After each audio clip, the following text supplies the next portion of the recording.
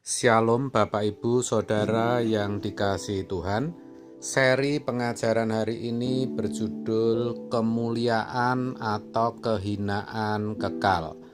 Satu hal yang sering dilupakan kebanyakan orang Kristen adalah bahwa kehendak bebas itu anugerah Tuhan sekaligus kehormatan yang memuat tanggung jawab. Dengan kehendak bebas, kita jadi punya pilihan. Tapi kita harus bertanggung jawab atas pilihan kita.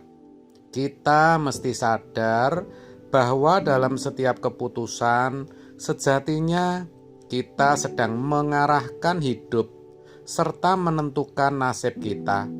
Tidak hanya selama hidup di bumi ini, tapi juga di kekekalan nanti.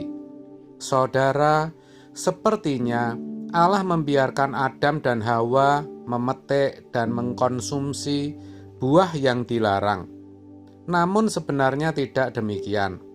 Allah sudah memperingatkannya. Kejadian 2 ayat 17. Baru selanjutnya Allah memberi kebebasan dan sebenarnya itu kehormatan. Jadi, apakah kita menjadi manusia yang terhormat atau terhina kelak? Semua tergantung bagaimana kita menggunakan kehendak bebas kita. Disinilah kuasa gelap selalu berusaha agar kita tidak serius memperhatikan hal ini. Selain itu, kita juga sering dibawa kepada hidup dalam pasivitas. Tapi keadaan pasif ini pun sebenarnya pilihan. Ketika kita tidak memilih, sebenarnya itu pun pilihan. Dan kalau kita memilih pasif, kita pasti terbawa atau terpengaruh oleh dunia.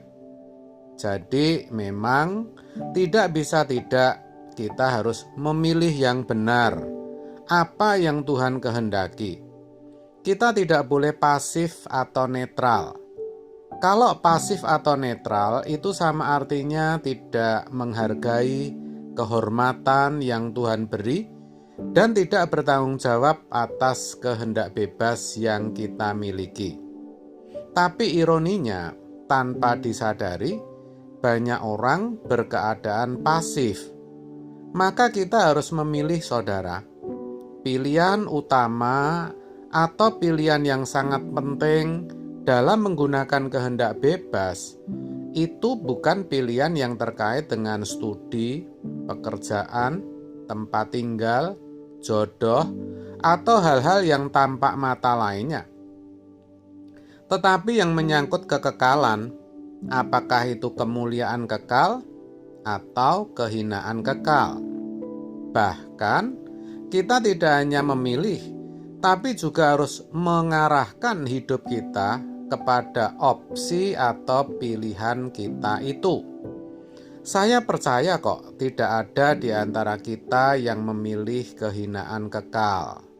Namun saudara, ketika kita pasif atau netral, artinya tidak menetapkan pilihan, sebenarnya kita sedang membawa diri tergiring, terkondisi, atau terhanyut ke dalam kekekalan yang menuju kehinaan.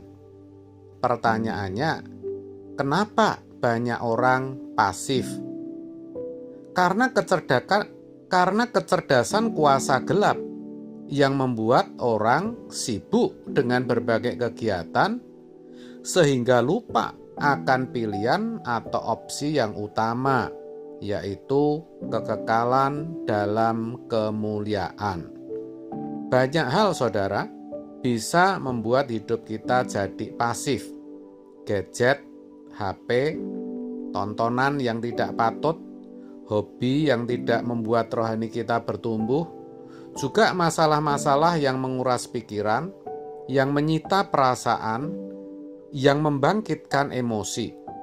Semua itu bisa membuat kita hanyut dan bersikap pasif. Hati-hati, saudara. Iblis dengan berbagai trik dan manuvernya sering membuat kita lupa bahwa kita ada di persimpangan yang menuju kemuliaan kekal atau kehinaan kekal. Maka kita mestinya sadar bahwa sejak bangun sampai kembali tidur selama 24 jam setiap hari, sejatinya kita sudah dibawa ke medan pemilihan itu. Itulah sebabnya kita harus memetakan waktu kita. Kita tidak bisa hanya mengalir saja. Doa memang penting. Ke gereja, baca firman, mendengar khotbah, itu juga penting. Tapi yang lebih penting dan harus kita lakukan adalah membuat hati kita membara untuk mencintai Tuhan. Ingat, untuk menjadi seseorang yang berkenan di hadapan Tuhan, jangan pernah menunda. Jangan berkata nanti saja. Maka ketika Tuhan masih beri kita waktu dan kesempatan, jangan kita sia-siakan. Kita harus sangat serius agar langkah kita menuju kemuliaan kekal semakin cepat. Kita terus berdoa dan berkata, hanya Engkaulah Tuhan yang terbesar dalam hidupku. Satu-satunya hal utama dalam hidupku hanyalah berkenan di hadapan-Mu, menyenangkan Engkau, memuaskan Engkau. Doa seperti itu harus kita hayati sungguh-sungguh. Jangan sampai kita hanyut dalam masalah. Juga ketika kita sedang kelimpahan harta, terhormat, naik pangkat, itu pun jangan sampai kita hanyut. Roh Kudus pasti akan menolong kita. Kadang ketika kita pasif, Tuhan bisa tegur kita, tapi biasanya kita keras kepala dan tidak mau dengar. Maka Tuhan pukul kita dengan masalah. Jadi saudaraku, jangan tunggu dipukul Tuhan. Pokoknya berkomitmenlah untuk mencari Tuhan dan berkenan kepadanya.